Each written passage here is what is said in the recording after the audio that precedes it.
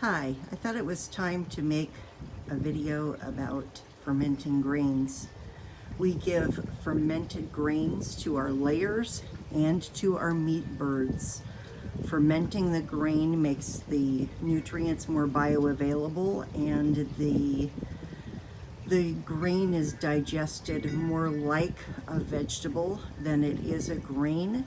So it doesn't stay in their gut as long, their poops don't smell as bad, and their overall gut health is better. So I thought I'd talk specifically about the grains that we use. I purchase a 50-pound sack of field recleaned wheat and a 50-pound sack of field recleaned barley. I get a 15-pound container of whole kernel corn, not cracked corn. The whole kernel has more of the nutrients in it and there's less oxidization. So it's actually better for them if it's been fermented, minimally soaked. And then I get 10 pounds of Milo. And I mix up those numbers, 50 wheat, 50 barley, 15 of corn, 10 of Milo. Then it's just really simple. You put it in a container. You make sure that there's a minimum of 1/2 inch of headspace of water above the grains. You don't want the grains exposed to the air. This fermenting all needs to take place in an anaerobic, that would be an oxygenless environment.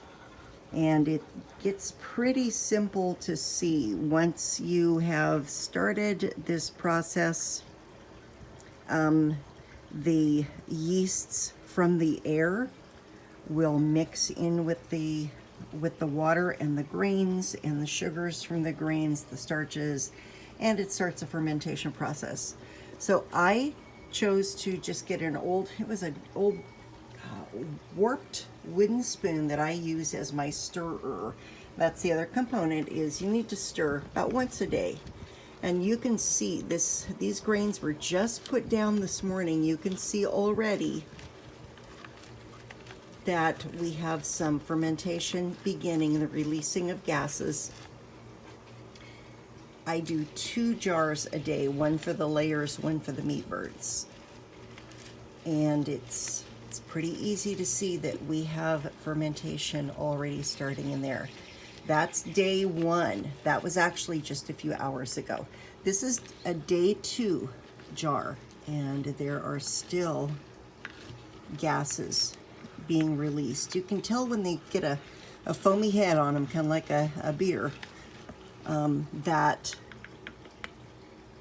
the fermentation has begun. And I just got some containers that I had. These are all about a 1/2 gallon size because I have a pretty decent flock of birds. I have 19 meat birds and 17 laying breeds.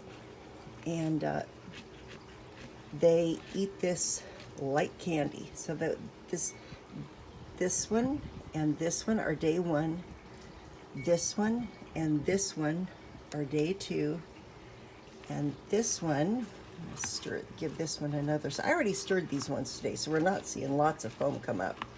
But I stir them at least once a day, sometimes twice.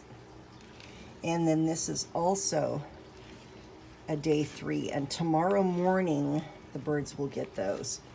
One of the things that I personally do is I make vinegar, and I chose to stick a little chunk of the SCOBY, or the mother, in with my grains to help the fermentation process. And I don't know if it helps, but the chickens, man, when they find that little chunk of mother in the grains, they chow it down. So that's pretty much it. There are a few tips. You want to make sure you have enough headspace as far as water, and then enough headspace above the water so that the grains, as they ferment, they will expand, so you don't want them to spill out. Let's see, I think that's pretty much it. In the weather that we have right now, I give it 3 days because we're just having 70-ish degree days right now.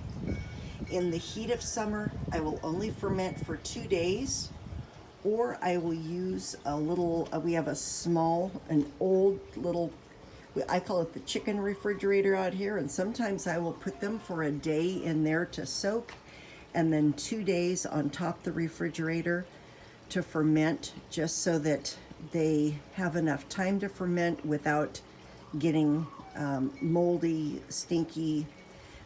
Speaking of the smell, they should smell tangy, bordering on vinegary. If they smell like alcohol, they have gone too far. That is not the ferment that you want.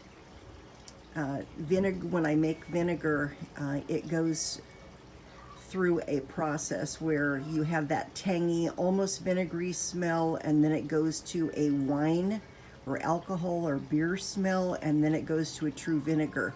You don't want to get to the alcohol stage, which will eventually come to the vinegar stage. You want that very first stage of fermentation when it smells tangy, not a true alcohol smell and not a true vinegar smell. If you've gone that far, you've gone too far.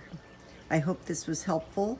I will try to put a picture of the stages of the ferments in as a thumbnail, but due to my limited tech abilities, no guarantees.